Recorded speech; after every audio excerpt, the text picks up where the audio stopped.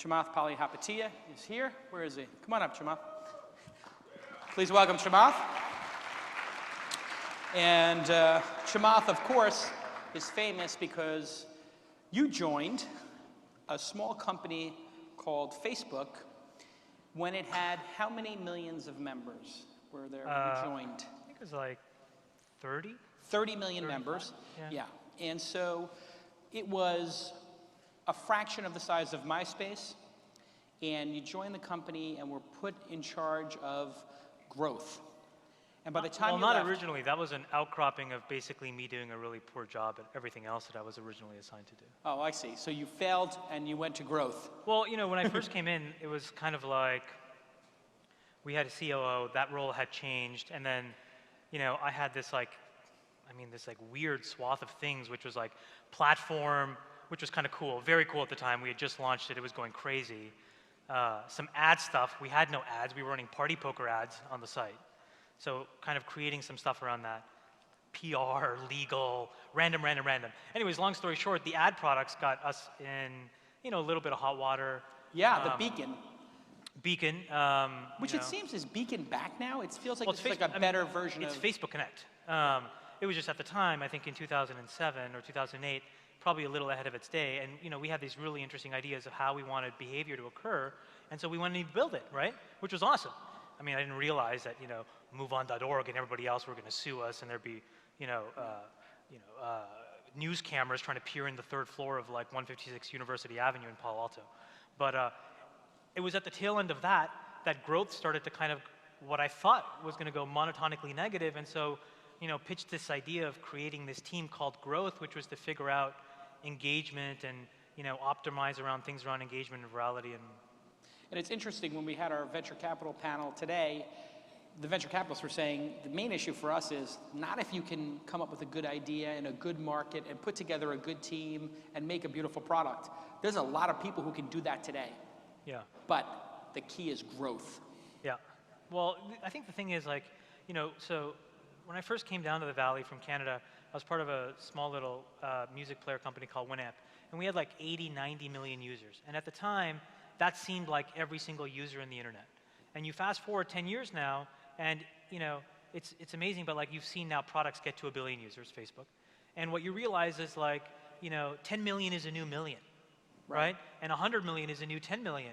And so there really are these massive numbers of false positives because there are so many people that are now wired and connected that any single random person can distribute it, can demonstrate enough behavior so that a whole bunch of stuff can actually have a few million users. It just doesn't mean anything the way it used to. Right. Getting to 2 or 3 million users today is promising, but if it's not growing, starting line. It's a starting line. It's a starting line to say, okay, I actually could potentially have something that could possibly, maybe, be really interesting. And when you left Facebook, however many years it was later, how many millions of users were there after you left? I left when it was like 750, 800 million. It was weird too because, you know, along the way, we made a bunch of adjustments. One of them was we used to talk about growth as sort of the only primary metric, and we used to talk about engagement and platform. We talked about them, but almost secondarily. And the outcropping of that was, you know, it was an extreme maniacal focus on this one group. So much so that, you know, even a bunch of my compensation was tied up in getting to a bunch of these numerical goals. And so I had every reason in the world to stay, but I just got to a point where at like 750, 800, it was like, I looked at it and I was like, wow, we're gonna get there. It's gonna take another 18 months, but we're gonna get there. So then the real question is, am I gonna sit on top of this thing, right? Or am I gonna try to get myself out of my comfort zone? Because that next 18 months, I felt like I'd just be preventing the guys that worked on my team, who are frankly better than me. They should have been running the team anyways. Right. And I just would have been a blocker. Yeah. You know, and I wanted to do these other things. So it was kind of the right time. July of 2011 is when I left. The maniacal focus on growth, was it at times too maniacal that, you know, that's why we saw some of these, like... 100%, and it was the absolute right thing to do. So... Listen, most people and most companies can barely get one thing right. And we all kid ourselves about trying to do so many different things, but there is a value to focus, which is it constrains optionality and it forces you to have clarity of thinking. Because otherwise what happens is you have all these outcroppings of people within a company that can have their own anecdotal point of view about any kind of random thing. And if they practice that rhetoric enough, they sound like they know what they're talking about. And then what happens is you invariably try a bunch of different things and then you end up nowhere. But if you constrain the problem to say there's one thing, it forces everyone to be an expert or know that one thing, and then speak intelligently and most importantly factually about that one thing. And so you can't bullshit and you can't grin fuck people. And when you can't do that, you actually have good decisions and you force clarity of thought. And that's hard. And at a place like America Online, which I was coming in the revolving door, you were leaving. We waved in the...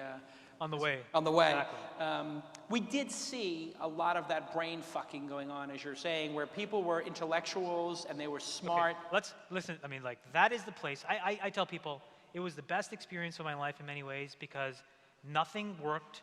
And so you learned all the things what not to do. In success, we will all conflate luck and skill because that's what happens. Right. Oh, I'm the best. This is amazing. It's going up and to the right because of me. It's probably like 5% true, but 95% of it are a bunch of externalities that are hard to account for. But when things are not working, you know what you did, and you know that it didn't work, and you should be, intelligent enough to put two and two together and actually say, hey, this is a great lesson learned. So with AOL, I mean, like, you got to understand. In 2001, okay, we were at Winamp and we were kind of like putzing around, and we were like, let's use all the cards on file, because AOL had like 25 million credit cards, and let's let people buy songs for 99 cents. I mean, this sounds crazy that I'm even telling you this story, because it sounds like I'm this, person that's kind of like reliving the past. But that's what we did.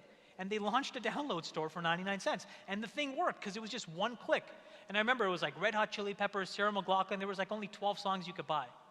Click, click, click, click, click, like crack. Boom, boom, boom, boom, boom. And so we put all the numbers together and we said, we think there could be something here. Maybe somebody should try to build it out. It took 2 years of meetings for that to get to a no.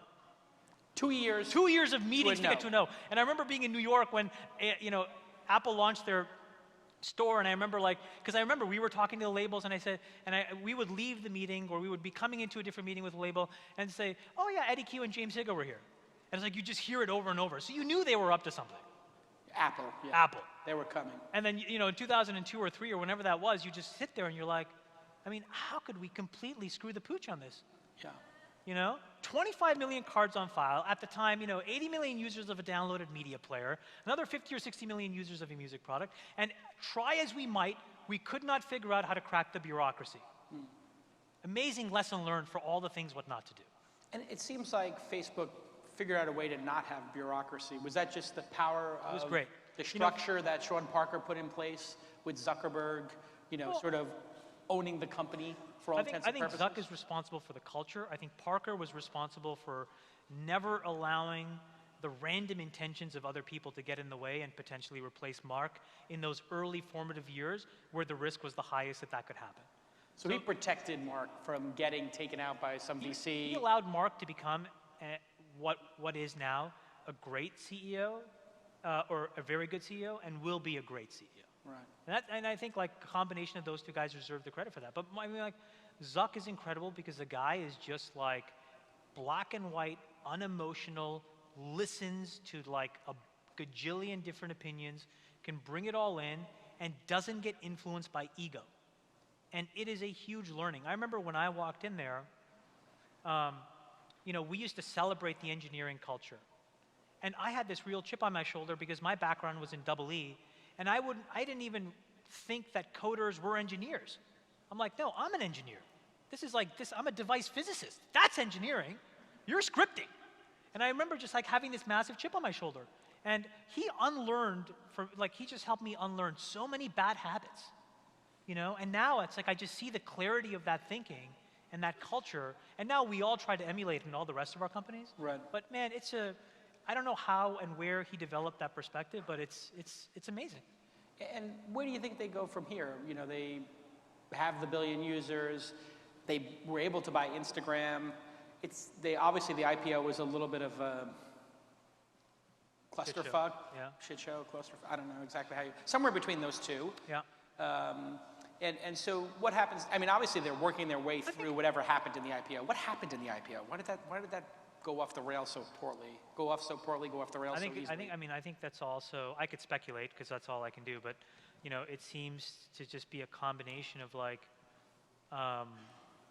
people just so amped up and so excited on the folks that were sort of empowered to run the process from the banker side, how you build the book and all of that stuff. It's like, I just think, just everyone got way too excited. Now, so what is left for them? It's what every other good company that's trying to be a great company tries to do, which is to iterate. And that's the big difference between startups and I think these bigger companies is you're in a channel where now the expectations are iteration. The expectations aren't revolution, right? Now, when you can be a big company that does revolutionize, i.e. an Apple, you get these massive discontinuous improvements. But the status expectation is iteration, and maybe there's an outlier chance that those guys revolutionize something again. I don't know. Yeah. Do you think Google will? It feels like the YouTube purchase was pretty revolutionary, and that product is. And now the Google Glass movement and obviously self-driving cars. How do you? They're a great company. For me, I had this really special opportunity to have dinner with someone, and he said, you know what the difference? And he listened to my vocabulary, and he said, Chamath, your expectations are out of whack. He's like, every company that you think is great, I think is good. And every company that you talk about fleetingly is really great. And he's like, there's only been 3 or 4 great technology companies in Silicon Valley. Apple, Microsoft, Google, Intel, multi-$100 billion market cap companies that have been around for 30 plus years or will be around for 30 plus years and finds a way to grow at scale. And so by that definition, he's right. And so Facebook is a good company, really good company. Hopefully will be a great multi-$100 billion company. eBay is like that. Yahoo is like that. So in that definition, it seems to me that the real challenge is, like, how do you figure out, like, where are these, like, random few things that nobody's thinking about and to do it totally differently? To me, that's just, like, it's a really hard problem. Not fit for me. That's why I cut and run. Yeah. So you cut and ran and started a venture firm, social capital partnership. I know you raised the first fund was, I don't know, $400 million. Yeah, it's $275 million. And you took a different approach in the LPs, the limited partners. These are not, if I've read it correctly in the news and what you've said previously, not the CalPERS of the world, not the Harvard endowments. These are high net worth individuals in general. I mean, when I left, I felt really lucky because I felt like I worked hard, I did my best, and I, in many ways, and maybe this is like the immigrant guilt or like growing up poor and then not being poor anymore, I just felt like I got more than I deserved. And this is like the inherent baggage and chip on my shoulder. So then I'm like, okay, well, what do I do with it? And the biggest thing that I felt was like, I just always felt like, okay, I'm reasonably good, but I don't think I'm that good. And I see people every day that are so much better than me, but then there's all these impediments. And so why isn't someone really focused on building and using technology to basically remove those barriers? Because those are like the interesting problems of our generation. And there just wasn't enough focus on that. So I wanted to do that. But in doing that, the problem is that when you go and talk to traditional limited partners, what they want to hear is, well, what was your return? Well, the reality is, when I was an angel investor, I crushed it as an investor. But I just had this massive chip on my shoulder of like, I don't want to prove to you why it's all about the numerical returns. I took like $14, $15 million, and I literally almost 10x'd it. I mean, I know how to invest. But that's not the point. You know what I'm saying? Yeah. The point is like, what's the value? The value isn't when you exit and then you get a check. The value is like, what is the legacy and the tail that's left over? And so I wanted to find people that resonated with that message, where I was like, listen, guys, worst case, I'll beat the S&P, and I'll crush it for you. So as an example, like, we publish our numbers to Cambridge and Associates, and like, they'll show you. It's like, you look at the S&P last year, 17%. We were almost 3 times that. So on any numerical basis, we're dramatically outperforming. But that isn't the point. I don't want to talk about numbers. Right. I want to talk about like why healthcare is broken. I want to talk about all the people, like all the women in this audience who could, some of you, have a gene expression for breast cancer, and why you can't get an answer for that because it's going to cost $15,000 and it should cost $5. Or why a lot of us graduated with so much debt, and if I didn't get lucky, frankly, I don't know what I'd be doing because I'd be buried under hundreds of thousands of dollars of debt. Why isn't that problem getting fixed? Why aren't all of us finding easier and cheaper ways to get access to money? And so it was just easier to find a group of individuals who were either already extremely successful and wanted to find a way to focus on those sort of like as a way to create their legacy, Yeah. or people that frankly wanted to use technology to work on really big problems. And just that narrative just resonated with them. And I found it much easier to raise money from them. I also found it more credible for myself, where I woke up every day and I said, Chamath, what are you going to do? Are you going to basically fund the sale of Indonesian wood baubles on the internet?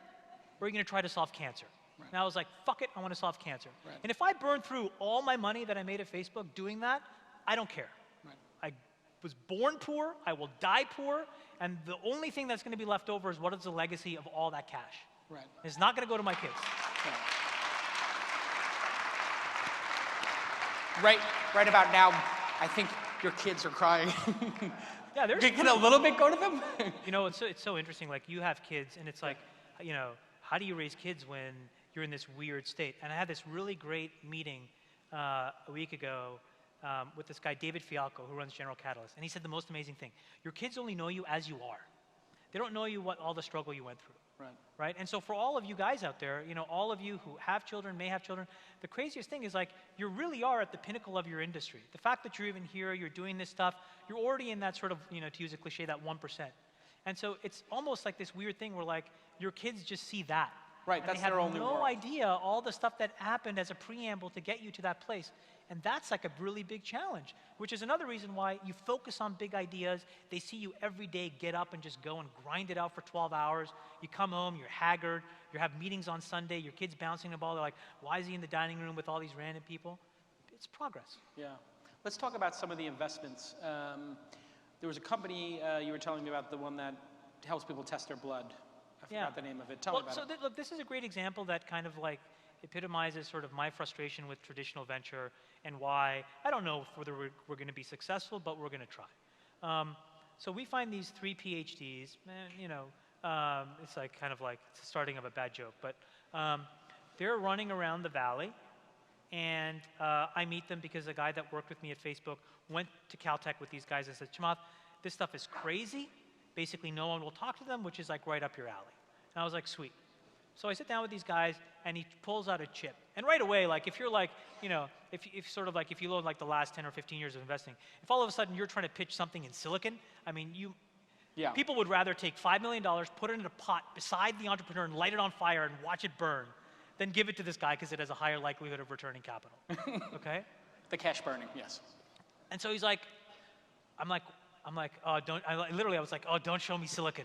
He's like, I'm going to show you silicon. I'm like, all right, what does it do? And he said, I took a CMOS sensor, the phones that are in your, you know, the chips that drive your camera phone, and I made a mass spec out of it, a mass spectrometer. And all of a sudden, the light bulb goes off. And I'm like, you did what? And he says, yeah, I'm trying to build basically a sub $200 device that's like about yay big. It'll sit on your countertop, and I can replace a $600,000 machine that you use to analyze your blood. And so and I said, go on. And he's like, well, it'll only be a drop of blood. So then I'm thinking to all the times where I, you know, go to the doctor, he takes vials and vials and vials of blood. It takes a week. I sit in some random place at LabQuest or whatever, Quest Diagnostics, and I get these random results on paper that's like faxed to me, and I'm like, what is going on here? This is the state of the healthcare system. No wonder people are dying left and right. And he's going to replace it where I can empower myself. And it's using line of sight on a technology that basically is now putting technology in front of a really big problem and saying, okay, this is just going to scale at Moore's Law. These are sub $1 tests that run on a $100 device. So anyways, on the spot, and I don't normally do this, and look, it could still be a huge mistake. It may not work, although it's kind of working right now. I funded it on the spot. Didn't talk to my partners, didn't talk to anybody. I'm like, you're done. Boom. And then I called my guys, I'm like, hey, guys, I think I found something. We should drive to their house in Redwood Shores, maybe. And then anyway, so we drive there that night. You pull up to this random house. I mean, this is like so beautiful. So that's why this thing has to work. It's like a random house in Redwood Shores.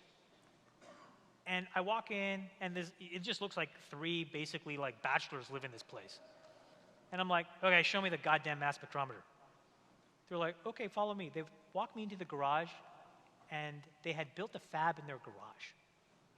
And they had a clean room in there. And there was a table where they had constructed the device. And literally, like, the cops would show up because you look at the power draw on that thing, they thought it was like a crystal meth lab. You walked in there, you would have thought like Al-Qaeda was building a bomb in that place. Yeah. It was crazy. But they had done that on $500,000 and they had run out of money. And so what they were doing was building a different version of the machine and selling it on eBay because they couldn't find people to take the risk.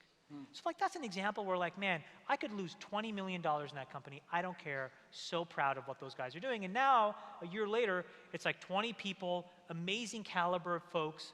And what will the outcome be? The outcome will be all of you will have a little device. Well, at a minimum, the outcome is when you go to the doctor, he or she, it's the 21st century version of a stethoscope. They'll carry it around, it talks to their iPhone, and with a drop of blood, do 200 analytes. Like just a basic metabolic panel, a complete blood workup, a lipid panel, whatever you want, it will tell you in 3 minutes or less with a drop of blood, okay? But the best case, look, I mean, the point is, like, it gives all of you guys a chance to take control of your own health. And I'm convinced that you can do more for each other than the healthcare system can do for you. And all you need is the information. Yeah.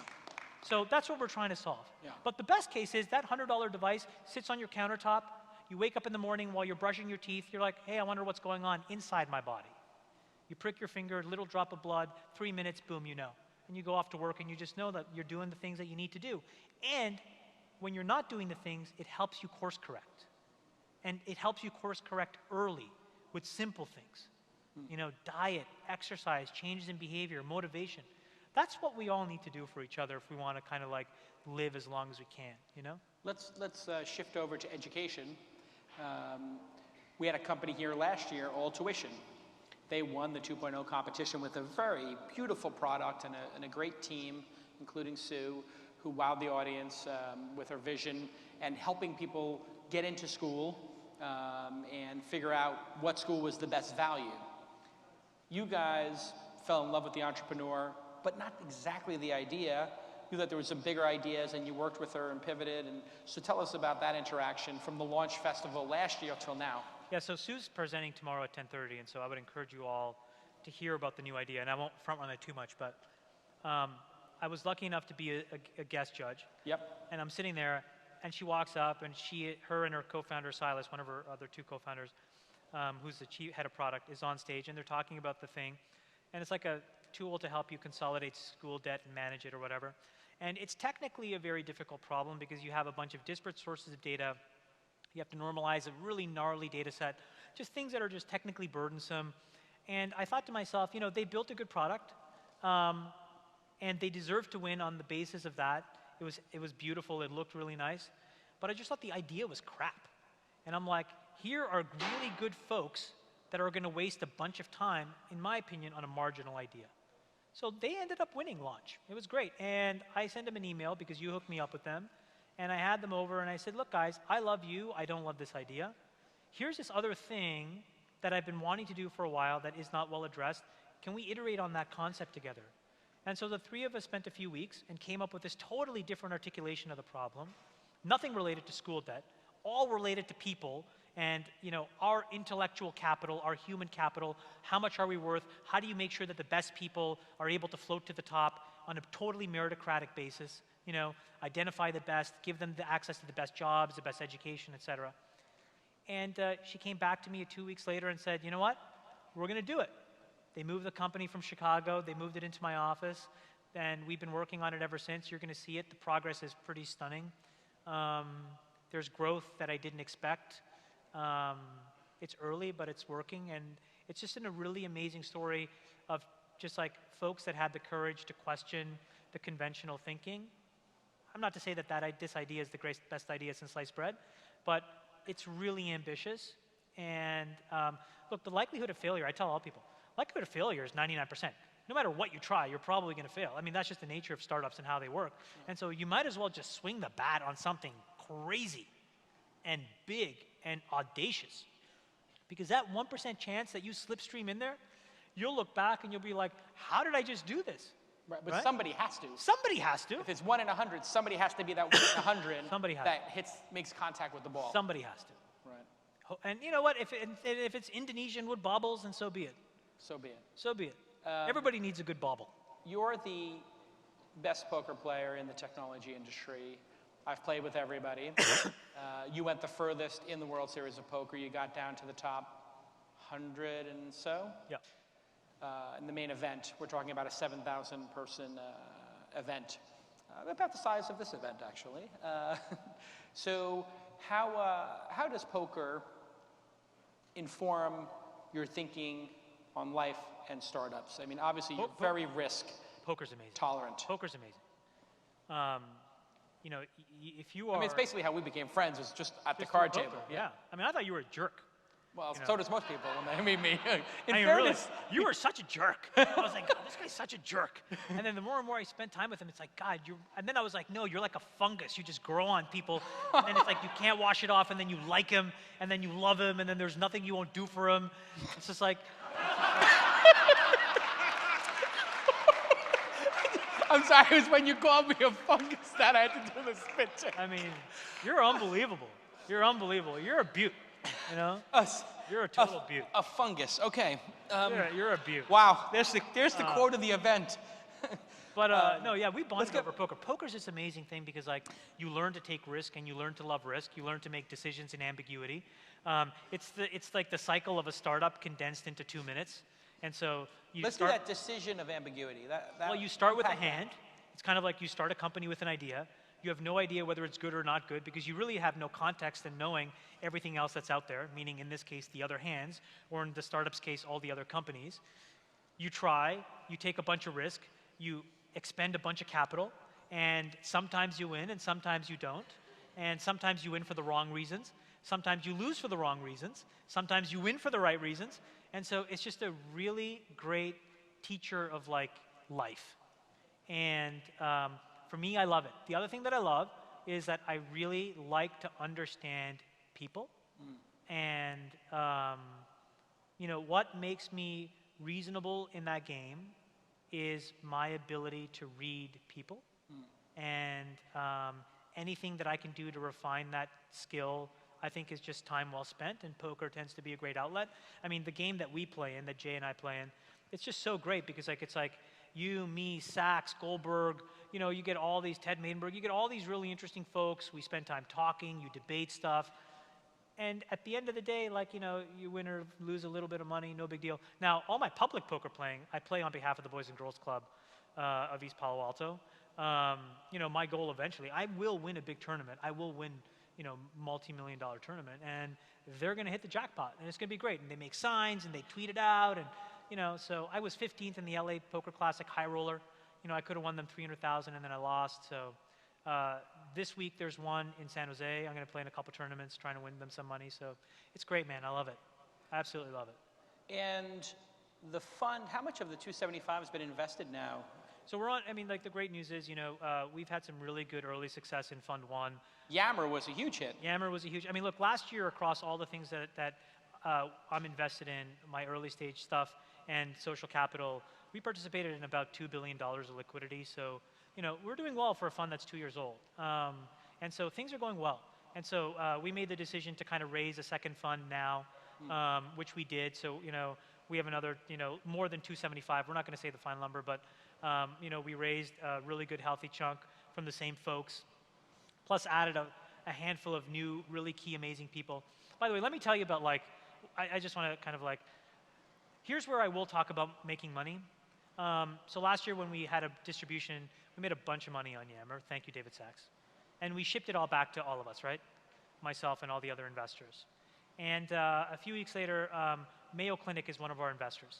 The Mayo Clinic. The Mayo Clinic, Yeah. which, if you know, like, you know, I'm Buddhist, so I'm not even religious, but I would say, you know, that sort of phrase, they do God's work. Yeah. They're doing God's work to the extent you believe in God. Yeah. I mean, this is like a quaternary care facility. Like when you or someone that you love is on death's doorstep, they are the ones that will do more to save that person than anybody else in the world. And so when you're working on their behalf and you make the money, and then you're back there in Rochester, Minnesota, and they point to the 8th floor and say, Chamath, if you ship us another $20 million, you know what we're going to do? We're going to refab the entire floor. And that's the kids' cancer unit or whatever. Man, that's amazing. They know how to work it, yeah. But I mean, like, you want to work on behalf of guys like that. Yeah. You know, they are on the side of good. Right. You know what I'm saying? Yeah, they're not just And going to buy a like, boat or you know, something like, with the you know, return. and none of us, like, you know, heaven forbid, like any of us or any of our loved ones ever have to see the inside of that building.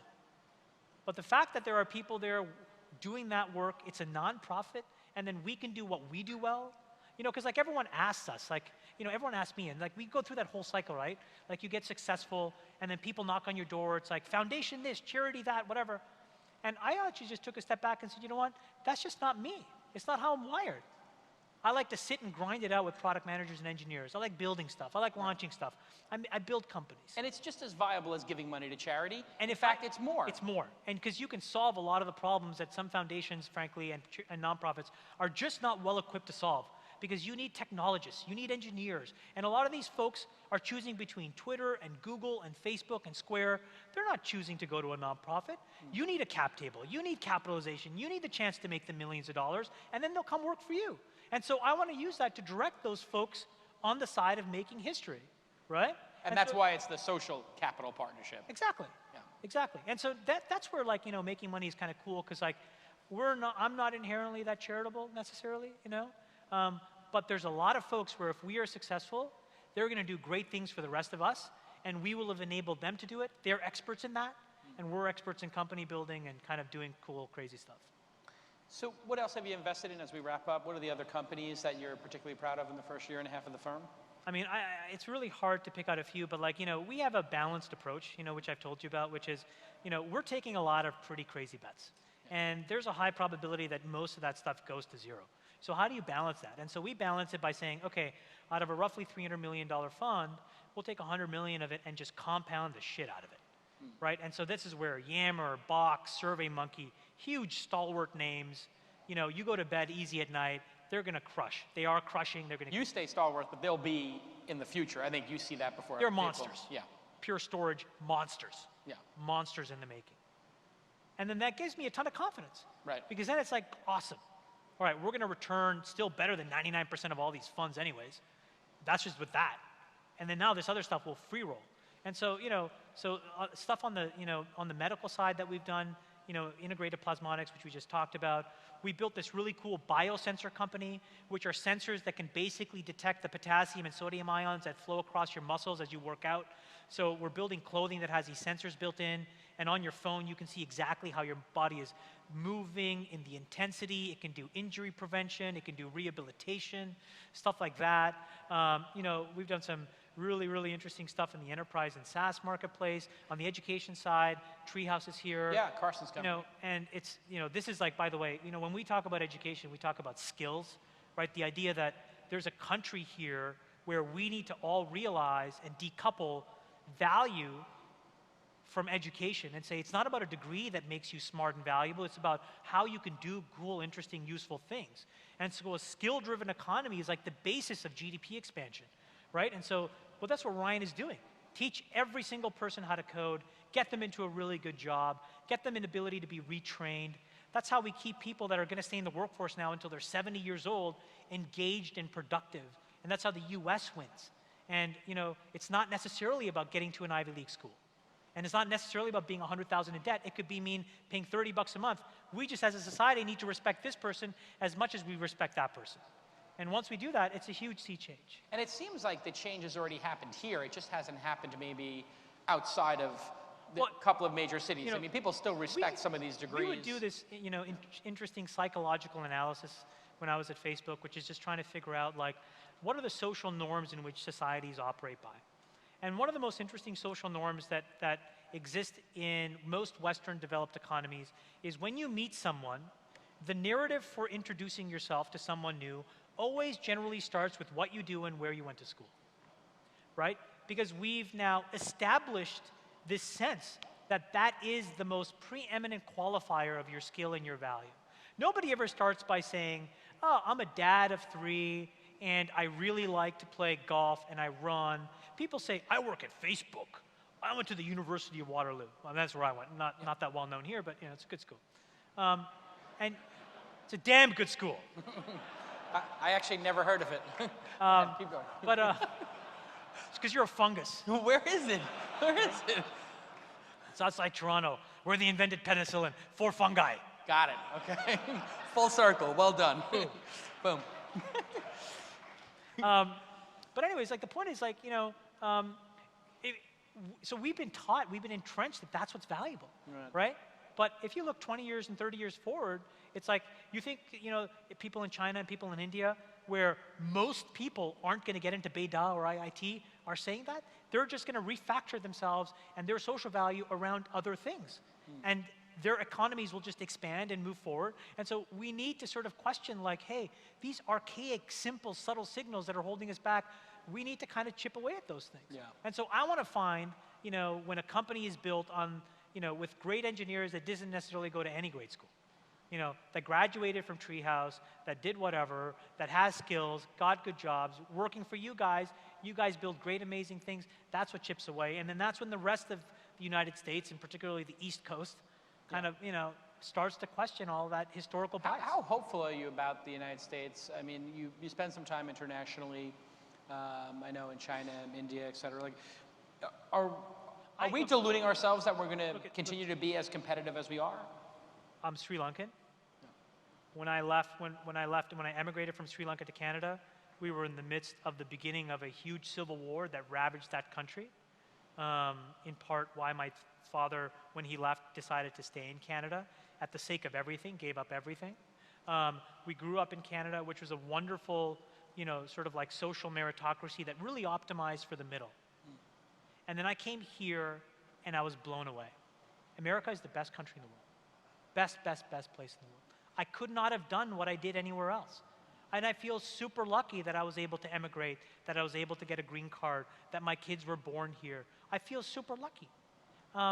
But that's not enough to sort of like have it be great for the next 30 years. Right. And this is where, honestly, I feel like there's so many of us that are at this fork in the road, where it's like, am I going to really try something crazy, or am I going to do the iterative next thing? I don't know healthcare, but should I start to try something there? I don't know education, should I start to something there? Or, should I improve macros in Excel? And I think a lot of us, unfortunately, take the road that path. And this is where I feel lucky to be here, and I feel every day when I encounter people, it's kind of telling them, like, hey man, like, whether you were born here or not, or you're here, the point is, you're going to be celebrated for failing, so you might as well be celebrated for failing doing something crazy, because then if you're successful, you'll be celebrated for doing something successful, but more importantly, you'll be a merchant of progress. And that's the sickest thing in the world that you can be. Not rich, not cool, not popular, but you move the world forward. And that's an elusive thing, And it's like, for me, that's like the only thing right now that I give a shit about. I want that. I want to be a merchant of progress. I don't know how to do that, but I'm going to try. On that note, Chamath, Palihapitiya. Wow.